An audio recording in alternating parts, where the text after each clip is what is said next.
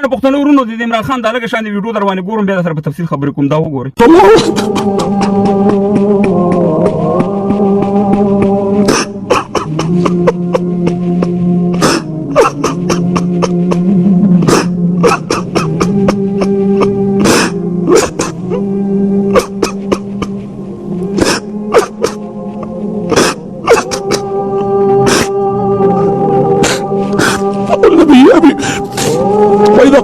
هم کتله د هغه عمران خان و چې د کرکټ په ډګر کې د خپل نوم لرلو، یو شهرت یې لرلو، په دنیا کې یو عزت و، او د ټول نه غټ پاکستاني ځان ته یو د پاکستان نوم په دنیا کې روشن کو. د هغه عمران خان و چې د پاکستان یو مقبول ترین صدر اعظم یا وزیر اعظم تیر شوی. خو نن تاسې وکاته چې د پنجاب تور استعمار او د پاکستان دهشتګرد ریاست دا 3 کالو لپاره په محبس کې ورواچو، او تاسې وګورئ چې د څنګه بې عزتي کوي. د مخکته پښتنو ورونو تاسې وانه خو دا کال یو نیم کال کېږي چې عمران خان سره د دا لوبه شروع کړې ده. موږ سره 45 کالو نه دا تور پنجاب دا پاکستاني دهشتګرد ریاست زموږ نظامونه چپه کوي، تر دې پورې چې زموږ یو قابل د احترام ډک یو قهرمان اتل ډاکټر صاحب نجیب راته په کابل کې شهید کو.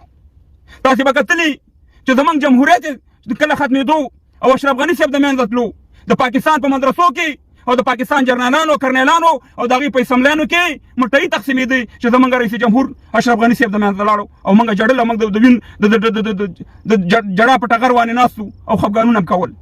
موږ تاسو ته دا پیغور نه درکوو چې پرون ما سره شوي دي او نن تا سره وشو، یاره زه در باندې خو زه در باندې نه خوشحالېږم. زه په دې پوهېږم زما ماغزه خلاص دي یا زموږ د افغانانو دماغ خلاص دي چې کوم کار یې پرون اشرف غني سره وکړو همغه کار یې تا سره نن وکړو. او تاسې ورشئ د مولانا ډیزل پمپ مولانا نه د ډیزل پمپ عبدالرحمن انټرویو وګورئ، هغه وایي چې کوم کار موږ اشرف غني سره وکړو همغه کار به عمران خان سره کوو. ورشئ د هغې انټرویو پرته لکه زه درته دروغ وایم.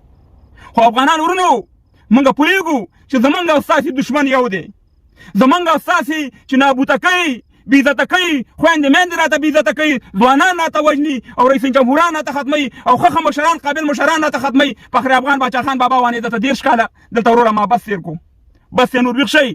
زه ستاسې په دې درد کې شامل یم، زموږ ډېر افغانان ستاسې په درد کې شامل دي، بعضې به احساساتي هغې درد لیدلی دی. ما ته معلومات دي خپل افغانان زما مخالفت هم کوي، خو زه تاسو ته اوس هم دا ویم چې اوس هم تاسې پنډۍ اسلام آباد ته مه ځئ. زما ښکته پښتنو ورونو 10 لکه تاسې راوځئ او دا اټک پل ورته بند کړئ، ورته وایي چې زه د خدای په امان زه تا سره په دې وطن کې په ریفرنډم کې یو ځای شوی وم د انتخاباتو د لارې چې کله پاکستان جوړېدو. اوس را سره انتخابات کې چې هر شی کې ریفرنډم را سره کې کار شی کې زه تا نه بېلېږم، یا د افغانستان سره یو ځای کېږم د لوی کور افغانستان سره، یا ځان ته پښتونستان جوړم. په دې اټک ورته یو 10 لکه واړوئ. تاسې وګورئ تاسې نه ټوپک ته ضرورت دی، نه وروره بمونو ته ضرورت دی، نه خودکش ته ضرورت دی، صرف کوتک راوالی او 10 لکه پښتانه افغانان دلته په اټک په پل باندې واړوئ.